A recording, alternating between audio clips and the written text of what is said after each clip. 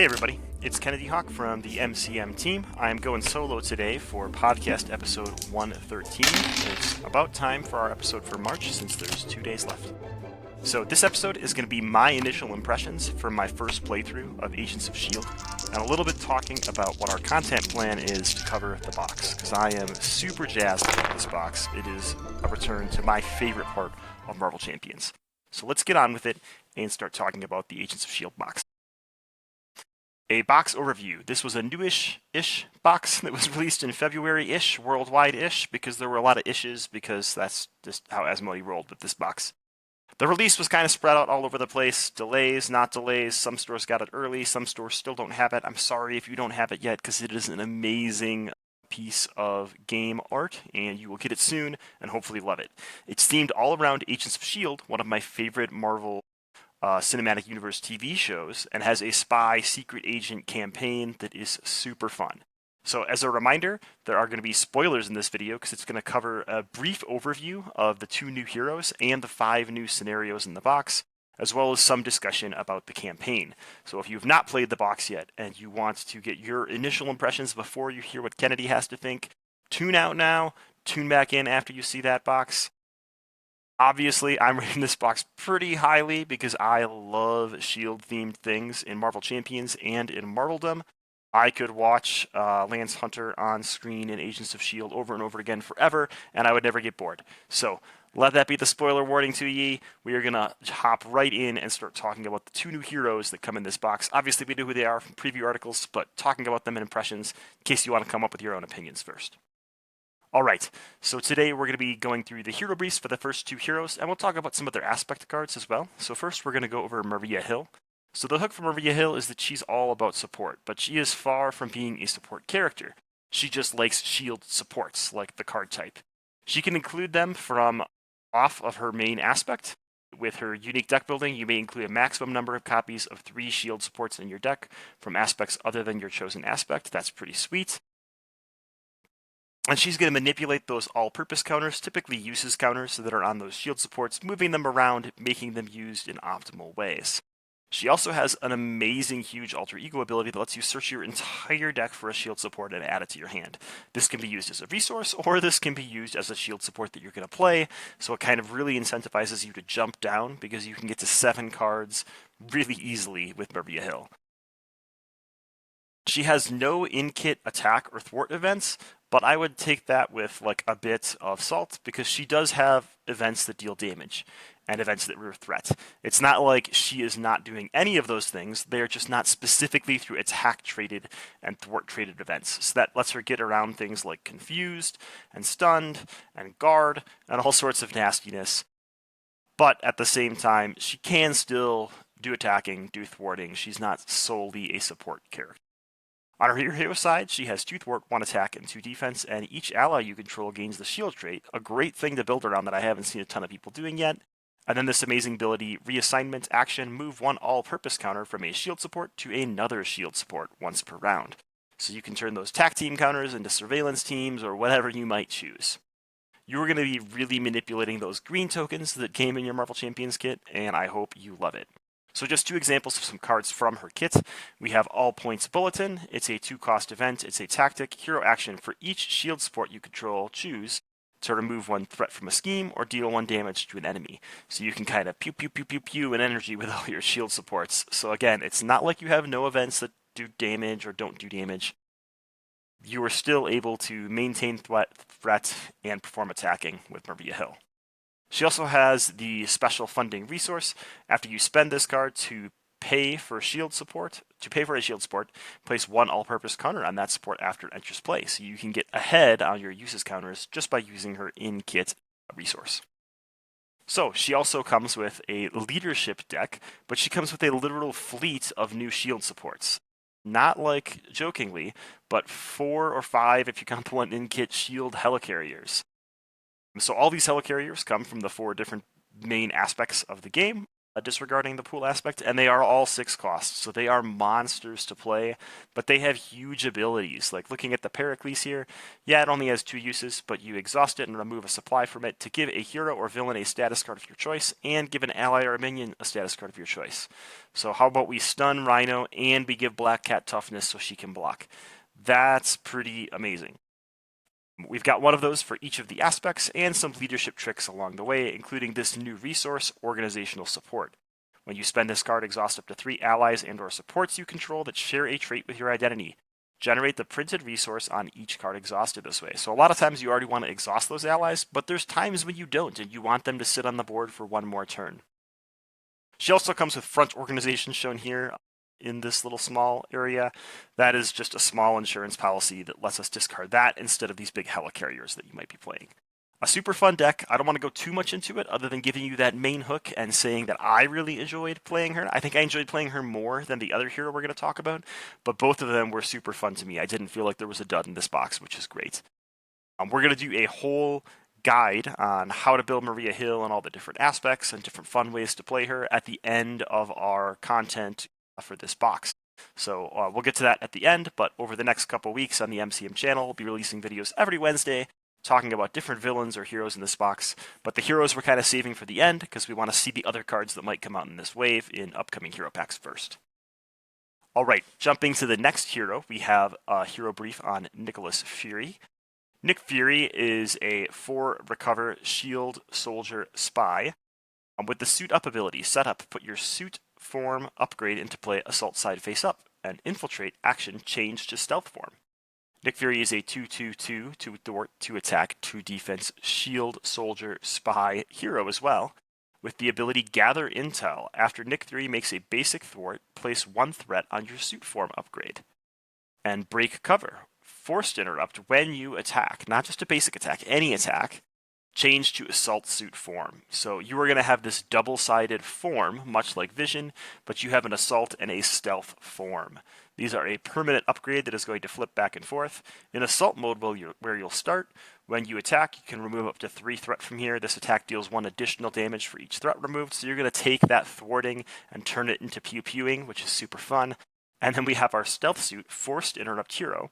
When an enemy would attack you, it schemes instead, but place 1 of that threat here instead of on the main scheme if there are 5 or less threat in this card. So you can sort of avoid attacks by allowing the villain to scheme and reduce that threat She-Hulk style and turn that into a resource for you in this secondary economy thing. So you're maintaining a secondary resource, much like War Machine or Groot, those characters that have these tokens that they're going to use as resources. Nick Fury is one of those kind of guys. You're going to want to make sure that you're in the right form at the right time. Just like Fury would, you're really going to have to plan out your encounter and turn. Obviously, Nick comes with a plethora of events, supports, and upgrades that interface with putting threat on his suit and what side of a suit he is in. Shown here is covert surveillance and concentrated fire, a thwart and attack that have special ways for you to place extra threat onto your suit for use for pew-pewing. Super fun hero, and I wanted to take a second and appreciate how cool this is. They could have made Nick Fury just the general leadership hero where he gives everyone the shield trait, he makes everyone a shield agent or an Avenger, and he is very boring Captain America but with different upgrades. But instead they gave him the secondary economy resource thing that you might have expected would be in a Maria Hill token manipulation deck. So Maria Hill also has her own secondary resource, but it's those uses counters that are built into cards. So whereas Nick Fury's secondary resource focuses on his hero kit, Maria's might focus on the cards not in her hero kit that she's bringing along. And I think that is super fun and amazing that we didn't just fall into our defaults for what I would have expected these 2 heroes to be. So that is super cool, and double thumbs up from Kennedy Hawk. Nick Fury comes with an aspect deck in Justice. The big thing here is that preparations make a return, something we have all prepared for a long time. They've been sprinkling them in along the way. There's been a couple aggression ones and a protection one that readies you when a minion comes into play. But here we get both Justice and basic preparation cards in the deck. So we have 3 different Justice preparations. We have a preparation that protects our preparations in Practice Plan from the basic aspect. So all sorts of great things. We also get some new help and support for tech tribal cards, helping out Iron Man, Rocket, and the Repurpose Gang. So Leo Fitz and Gemma Simmons from, again, my favorite Marvel Cinematic Universe TV show. All right, let's get into the scenarios. So the first scenario you're going to encounter is Black Widow.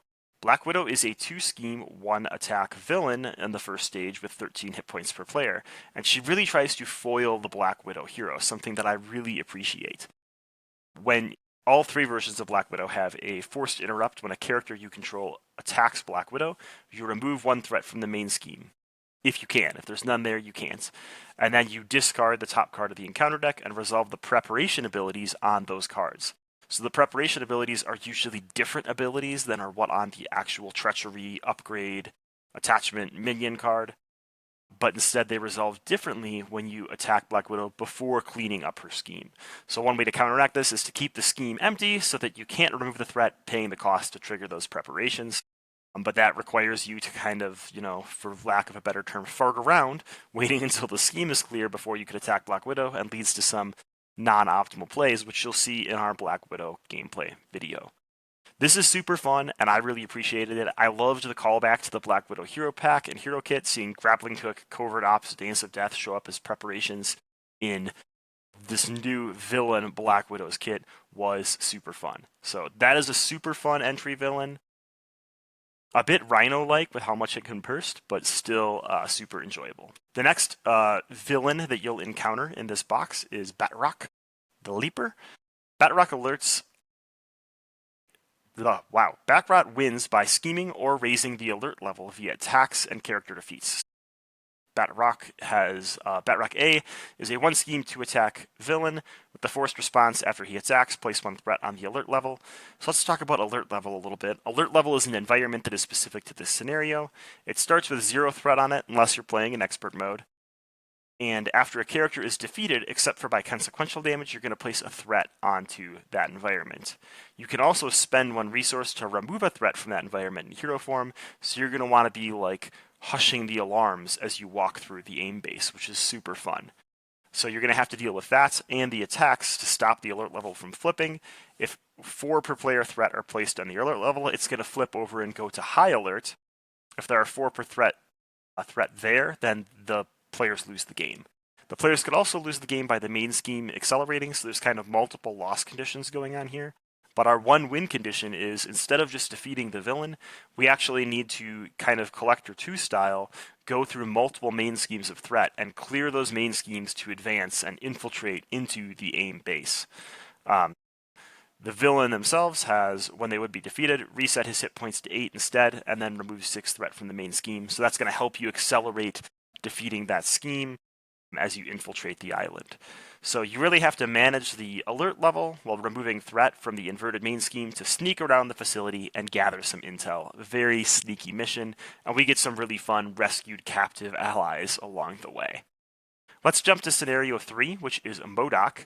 MODOK is a jailbreak scenario, but again, like everything in this box, we're turning things on the inverse of what they normally are. All the jailbreak scenarios we've seen have been like, keep the bad guys in jail. Here instead, the villains have captured things and put them into jail or into their holding cells, and we need to rescue them. So we need to rescue 4 inhuman prisoners from their holding cells. We do this by performing special actions to start unlocking the cell, or defeating MODOK to remove lock counters from the cell, and every time we unlock one, we unlock this cool inhuman ally that's going to help us for the rest of the game.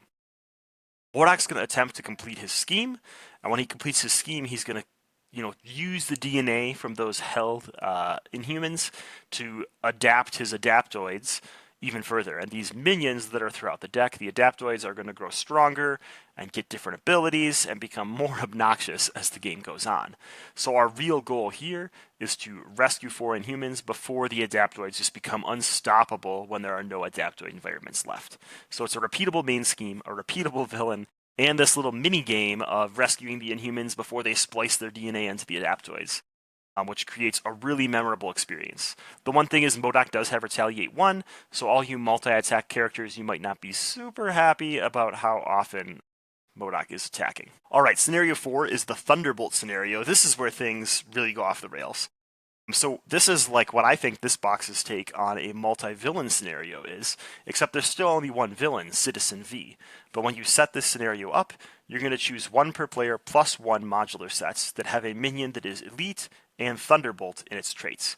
Luckily, 6 come in this box: Moonstone, Songbird, Radioactive Man, Mach 4, Black Widow, and Batrock. So you can bring all of those characters in, but depends on how many players are in the game. You're going to set those minions aside and then put an environment into play, which is going to have each of you reveal a random Thunderbolt minion. One Thunderbolt minion will then attach to that environment and kind of be engaged with everyone, but not necessarily be engaged with anyone at that point in time. So you're going to attach that to Justice Like Lightning. It's going to flip the Thunderbolt back up. The minion attached here is in play and can be targeted by attacks and abilities, but it doesn't necessarily say that they're going to perform an attack against the first player or anything like that. When the round ends, attach the Thunderbolt minion with the most damage here, so you're going to swap out a damaged Thunderbolt minion with the one that's in backup, heal the damaged one, and they're going to bounce in and out of play, sort of attacking the hero and jumping all over the board as a team of villains would. The main scheme, Apprehending Rogue Agents, has a forced response after a player attacks a Thunderbolt minion. That minion engages that player, so you're going to have these minions bouncing left and right in a 4-player game. In a 1-player game, that's not as exciting, but it can still be pretty fun. And as I'm reading that, I never actually tried to attack the minion that was on Thunderbolt backup until I had to, like it was the last minion left, and I assumed it engaged me. But it looks like the one that's attached to the environment actually engages the last player that attacked it. So it will eventually become engaged with someone. At least that's the way I would play it. I'll probably have to read the FAQ. This scenario is pretty confusing if we're being real. So what's interesting here is the modular set determines the flow of the scenario and the mix of the scenario and how difficult it can be, especially with how many players there are. If you have 4 players, right, if you draw a treachery card that does something for Radioactive Man, but he's already one of the defeated Thunderbolts, then that's not very exciting. So you kind of need to play this scenario multiple times to really get a feel of how the puzzle is going to be. What's really interesting is orchestrating to have the right minions in the right spot at the end of the round, a lot of action sharing and calling for action to get the minions into the right spot after everyone performs their basic actions is what I found was the key. Once you've defeated all these minions, we can finally defeat Citizen V. All the minions are going to have guard. You can push damage onto Citizen V, but you're not going to be able to defeat them until you have defeated enough Thunderbolt minions as well. These minions have massive health pools, 16, 18, 18, things like that. So they do really feel like a multi-villain scenario as these little mini villains are popping around the board, and I loved it. Okay, let's go to the last scenario. This one takes 2 slides because it's that confusing. So we're finally to Baron Zemo, who I thought and hoped the Kang pack was going to be from Silhouettes way back in the day. So this is a game of Clue, but in Marvel Champions. And this, again, we're just seeing real innovation in this box that makes me super excited about the direction that Tony's taking this game.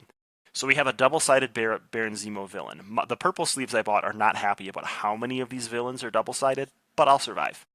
So Baron Zemo is going to start out in a masked form where we don't know who he is yet. We can kind of damage him, and what we're going to be doing is trying to figure out which of these S.H.I.E.L.D. officers, which of the S.H.I.E.L.D. board members is a traitor, is a mole. And it's not necessarily a social deduction game, but our group plays it like it is one, and then that becomes super fun. But there's basically 3 different S.H.I.E.L.D. officers that start out and play as an environment. They're going to have secret counters on them, and we're going to want to keep removing the secret counters until we get them empty. After the player phase ends in phase 1 of the main scheme, the first player may place 2 secret counters on a board member who has none to gain 2 cards from an envelope of evidence. 1 card instead of playing in campaign mode, and that's going to help us figure out which of these board members is the mole.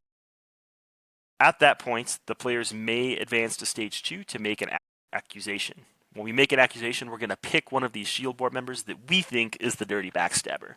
And then we'll reveal the 3 cards that were randomly set aside at the beginning of the scenario, which will determine which of these officers actually was the true villain.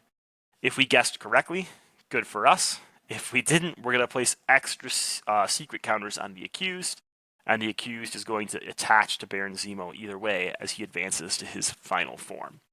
So what do these evidence cards look like? There's a set of 3 means, motives, and opportunities within this set of 9 cards. You're going to shuffle those 3 sets of 3 and put 1 of each of those cards into an AIM envelope, and the other 6 cards are going to go into a S.H.I.E.L.D. envelope.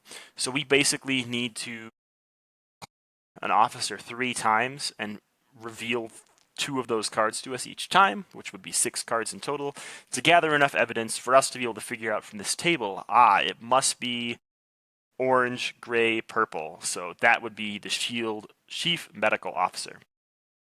You can take a little bit of a gamble, right? Once you have a couple pieces of evidence, if your team is falling behind, maybe you take a guess, but that gamble is going to backstab you because the accused person might trust you even less.